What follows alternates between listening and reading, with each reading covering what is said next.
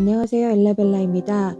오늘은 라이트하우스 기도회의 6일차 미션을 수행하기 위해서 마태복음 26장을 읽도록 하겠습니다.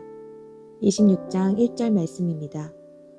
예수께서 이 모든 말씀들을 끝마친 후에 제자들에게 말씀하셨습니다. 너희도 알다시피 이틀만 있으면 유월절이다. 그때 인자는 넘겨져 십자가에 못 박힐 것이다. 그 무렵 대제사장들과 백성의 장로들은 가야바라 하는 대제사장의 관저에 모여 교모하게 예수를 체포해 죽일 음모를 꾸미고 있었습니다. 그러나 그들은 백성들이 소동을 일으킬지도 모르니 명절 기간에는 하지 맙시다 라고 말했습니다. 예수께서 베다니에 있는 나병 환자 시몬의 집에 계실 때였습니다. 한 여인이 값진 향유가 가득 든 옥합을 들고 와 식탁에 기대어 음식을 드시는 예수의 머리에 향유를 부었습니다. 제자들은 이것을 보고 분개하며 물었습니다. 왜 향유를 저렇게 낭비하는가? 이 향유를 비싼 값에 팔아 그 돈으로 가난한 사람들 도울 수 있었을 텐데. 이것을 아신 예수께서 말씀하셨습니다. 왜 이 여인을 괴롭히느냐? 이 여인은 내게 좋은 일을 했다. 가난한 사람들은 항상 너희와 함께 있겠지만 나는 항상 너희 곁에 있는 것이 아니다. 이 여인이 내 몸에 향유를 부은 것은 내 장례를 준비하기 위한 것이다. 내가 진실로 너희에게 말한다. 온 세상 어디든지 복음이 전파되는 곳마다 이 여인이 한 일도 전해져서 사람들이 이 여인을 기억하게 될 것이다. 그때 12 제자 중 하나인 가롯 사람 유다가 대제사장들에게 가서 물었습니다. 예수를 당신들에게 넘겨주면 내게 얼마나 주겠소? 그들은 유다에게 은 30을 쳐 주었습니다. 그때부터 유다는 예수를 넘겨줄 기회를 엿보았습니다. 무교절 첫날에 제자들이 예수께 와서 물었습니다. 선생님께서 드실 유월절 음식을 어디에서 준비하면 좋겠습니까? 예수께서 대답하셨습니다. 성 안에 들어가 한 사람에게 가서 우리 선생님께서 말씀하시기를 나의 때가 가까워졌으니 내가 그대의 집에서 제자들과 함께 유월절을 지키겠다 하십니다. 라고 전하라. 그리하여 제자들은 예수께서 지시한 대로 유월절을 준비했습니다. 저녁이 되자 예수께서 12 제자와 함께 식탁에 기대어 앉으셨습니다. 모두들 식사를 하고 있을 때에 예수께서 말씀하셨습니다. 내가 진실로 너희에게 말한다. 너희 중 하나가 나를 배반할 것이다. 제자들은 큰 슬픔에 잠겨 저마다 예수께 물었습니다. 주여, 저는 아니겠지요. 예수께서 대답하셨습니다. 나와 함께 그릇에 손을 넣은 사람이 나를 배반할 것이다. 인자는 자신에 대해 성경에 기록된 대로 가겠지만 인자를 배반하는 그 사람에게는 저주가 있을 것이다. 그는 차라리 태어나지 않는 게 나았을 것이다. 그때 예수를 배반한 유다가 말했습니다. 랍비여, 저는 아니겠지요. 예수께서 대답하셨습니다. 내가 말했다. 그들이 식사를 하고 있을 때 예수께서 빵을 들어 감사 기도를 드린 후 떼어 제자들에게 주면서 말씀하셨습니다. 받아서 먹어라. 이것은 내 몸이다. 그리고 또 잔을 들어 감사 기도를 드리신 후 제자들에게 주시면서 말씀하셨습니다. 너희 모두 이것을 마시라. 이것은 죄사함을 위해 많은 사람들을 위해 흘리는 내 피, 곧 언약의 피다. 내가 너희에게 말한다. 나는 이제부터 내 아버지의 나라에서 너희와 함께 새 포도주를 마실 그날까지 다시는 포도열매로 만든 것을 마시지 않을 것이다. 그들은 찬송을 부른 후에 올리브산으로 향했습니다. 그때 예수께서 제자들에게 말씀하셨습니다. 내가 목자를 치리니 양떼가 흩어질 것이다. 라고 성경에 기록된 대로 오늘 밤에 너희는 모두 나를 버릴 것이다. 그러나 내가 살아난 뒤에 너희보다 먼저 갈릴리로 갈 것이다. 베드로가 대답했습니다. 모두들 주를 버린다 해도 저는 결코 버리지 않겠습니다. 예수께서 대답하셨습니다. 내가 진실로 내게 말한다. 바로 오늘 밤 닭이 울기 전에 너는 3번 나를 부인할 것이다. 그러자 베드로가 외쳤습니다. 주와 함께 죽을지언정 결코 주를 모른다고 하지 않을 것입니다. 그러자 다른 제자들도 모두 똑같이 말했습니다.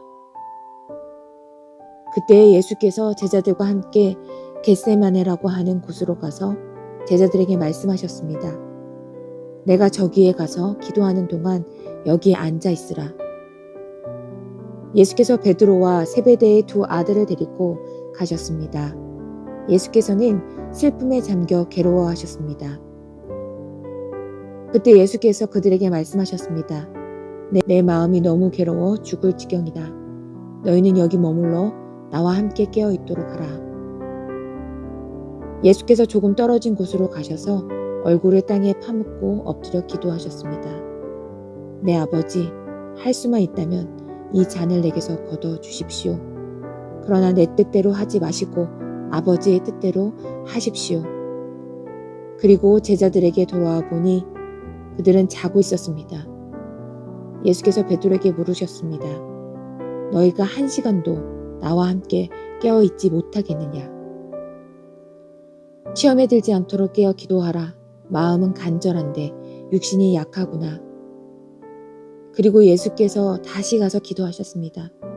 내 아버지, 내가 마시지 않고서는 이 잔이 내게서 떠날 수 없다면 아버지의 뜻대로 해 주십시오. 예수께서 돌아와 보니 제자들은 또 잠이 들어 있었습니다. 그들은 너무 졸려서 눈을 뜰 수 없었습니다. 그래서 예수께서 그들을 두고 또 다시 가셔서 3번째로 똑같은 기도를 하셨습니다. 그리고는 제자들에게 돌아와 말씀하셨습니다. 이제는 자고 쉬라. 보라, 때가 가까이 왔다. 인자가 배반당해 죄인들의 손에 넘겨지게 됐구나. 일어나라. 가자. 보라, 저기 나를 넘겨줄 사람이 가까이 오고 있다. 예수의 말씀이 채 끝나기도 전에 12제자 중 하나인 유다가 다가왔습니다. 유다 곁에는 대제사장들과 백성의 장로들이 보낸 큰 무리가 칼과 몽둥이로 무장하고 있었습니다. 그리고 예수를 넘겨줄 사람이 그들에게 신호를 보내기로 정해두었습니다. 내가 입을 맞추는 사람이 바로 그 사람이니 그를 붙잡으시오. 곧바로 유다는 예수께 다가와 라삐어 안녕하십니까? 라고 말하며 입을 맞추었습니다. 예수께서 대답하셨습니다. 친구여, 무엇을 하려고 여기에 왔느냐? 그러자 사람들이 한 발짝 앞으로 나오더니 예수를 붙잡아 체포했습니다. 그때 예수의 일행 중 한 사람이 손을 뻗어 자기 칼을 빼고는 대제사장의 종을 내리쳐 그 귀를 잘랐습니다. 예수께서 그에게 말씀하셨습니다. 내 칼을 칼집에 도로 꽂아라. 칼을 뽑는 사람들은 모두 칼로 망할 것이다. 내가 내 아버지께 청하면 당장 12군단보다 더 많은 천사들을 보내주실 수 있다는 것을 너희는 모르느냐. 그러나 만일 그렇게 하면 성경에서 이런 일이 마땅히 일어나야 한다고 말한 것이 어떻게 이루어지겠느냐. 그때 예수께서 무리에게 말씀하셨습니다. 너희가 강도를 잡듯이 칼과 몽둥이로 나를 잡으러 왔느냐. 내가 날마다 성전에 앉아 가르쳤는데 너희가 그때는 나를 체포하지 않았다. 그러나 이 모든 일은 예언자들의 글을 이루기 위해 일어난 것이다. 그때에 제자들이 모두 예수를 버리고 달아났습니다. 예수를 체포한 사람들은 예수를 대제사장 가야베에게 끌고 갔습니다. 그곳에는 율법학자들과 장로들이 모여 있었습니다. 베드로는 멀찌감치 예수를 따라가 대제사장 관저의 뜰까지 갔습니다. 그는 들어가 하인들과 함께 앉아서 결말이 어떻게 될지를 지켜보았습니다. 대제사장들과 온 궁예가 예수께 대한 거짓 증거를 찾아내어 죽이려고 했습니다. 많은 사람들이 나서서 거짓 증언을 했지만 그들은 아무런 증거도 발견하지 못했습니다. 결국 두 사람이 나와 주장했습니다. 이 사람이 내가 하나님의 성전을 헐고 3일 만에 다시 세울 수 있다고 말했습니다.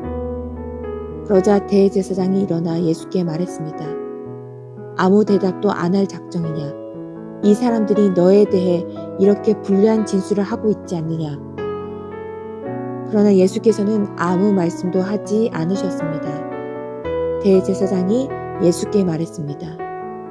내가 살아계신 하나님께 맹세하며 내게 명령하니 우리에게 말해보아라. 내가 그리스도 하나님의 아들이냐? 예수께서 대답하셨습니다. 내가 스스로 말했다. 내가 너희에게 말한다. 이제 앞으로는 인자가 권능의 보좌 오른편에 앉아 있는 것과 하늘 구름을 타고 오는 것을 너희가 볼 것이다. 그러자 대제사장은 자기 옷을 찢으며 말했습니다. 이 사람이 하나님을 모독하고 있소. 더 이상 무슨 증인이 필요하겠소. 보시오. 여러분은 지금 하나님을 모독하는 말을 들었소. 여러분은 어떻게 생각하시오? 그들은 죽여 마땅합니다. 라고 대답했습니다. 그러자 그들은 예수의 얼굴에 침을 뱉고 주먹으로 그를 때렸습니다. 또 어떤 사람들은 뺨을 때리면서 말했습니다. 그리스도야, 누가 너를 때렸는지 예언자처럼 말해보아라. 그때 베드로는 뜰에 앉아 있는데 한 하녀가 베드로에게 다가와 말했습니다. 당신도 갈릴리 사람 예수와 함께 있었던 사람이군요. 그러나 베드로는 모든 사람들 앞에서 그 말을 부인하며 내가 도대체 무슨 말을 하는지 나는 모르겠다고 했습니다. 그리고는 대문 있는 데로 나왔는데 또 다른 하녀가 베드로를 보더니 거기 있던 사람들에게 말했습니다.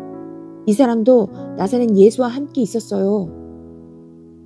베드로는 다시 맹세코 부인하며 나는 그 사람을 모르오 라고 했습니다. 얼마 지나지 않아 거기 서 있던 사람들이 베드로에게 다가와 말했습니다. 당신도 그들 중 한 사람인 것이 틀림없소. 당신의 말투를 보니 분명하오.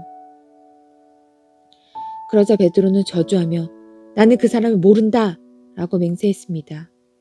바로 그때 닭이 울었습니다. 그제야 베드로는 예수께서 닭이 울기 전에 내가 3번 나를 모른다고 할 것이다 라고 하신 말씀이 생각났습니다. 그리고 베드로는 밖으로 나가 한없이 눈물을 쏟았습니다. 아멘. 우리말 성경 로마서 12장입니다. 그러므로 형제들이여 내가 하나님의 자비하심으로 여러분에게 권합니다. 여러분의 몸을 하나님께서 기뻐하시는 거룩한 산 제물로 드리십시오. 이것이 여러분이 드릴 영적 예배입니다. 여러분은 이 세대를 본받지 말고 오직 마음을 새롭게 함으로 변화를 받아 하나님의 선하시고 기뻐하시고 온전한 뜻이 무엇인지 분별하도록 하십시오. 나는 내게 주신 은혜를 힘입어 여러분 각 사람에게 말합니다. 여러분은 마땅히 생각할 그 이상의 생각을 품지 말고 오직 하나님께서 각 사람에게 나눠주신 믿음의 분량대로 분수에 맞게 생각하십시오. 우리가 한 몸에 많은 지체를 가졌으나 모든 지체가 같은 기능을 하는 것이 아닙니다. 이와 같이 우리 많은 사람들도 그리스도 안에서 한 몸을 이루었고 각 사람은 서로 지체가 됐습니다. 우리는 우리에게 주신 은혜를 따라 서로 다른 은사를 갖고 있습니다. 만일 예언이면 믿음의 분량대로, 섬기는 일이면 섬기는 일로, 가르치는 사람이면 가르치는 일로, 권면하는 사람은 권면하는 일로, 구제하는 사람은 순수한 마음으로, 지도하는 사람은 부지런함으로, 긍휼을 베푸는 사람은 기쁜 마음으로 해야 합니다. 사랑에는 거짓이 없어야 합니다. 악한 것을 미워하고 선한 것을 붙드십시오. 형제의 사랑으로 서로 사랑하고 서로 먼저 존경하며 열심을 내 일하고 성령으로 뜨거워진 마음으로 주를 섬기십시오. 소망 가운데 기뻐하고 환난 가운데 참으며 기도를 항상 힘쓰십시오. 성도들의 쓸 것을 공급하고 나그네를 대접하는 일을 힘쓰십시오. 여러분을 핍박하는 사람들을 축복하십시오. 축복하고 저주하지 마십시오. 기뻐하는 사람들과 함께 기뻐하고 우는 사람들과 함께 우십시오. 서로 마음을 같이 하고 교만한 마음을 품지 말며 오히려 비천한 사람들과 사귀고 스스로 지혜 있는 채 마십시오.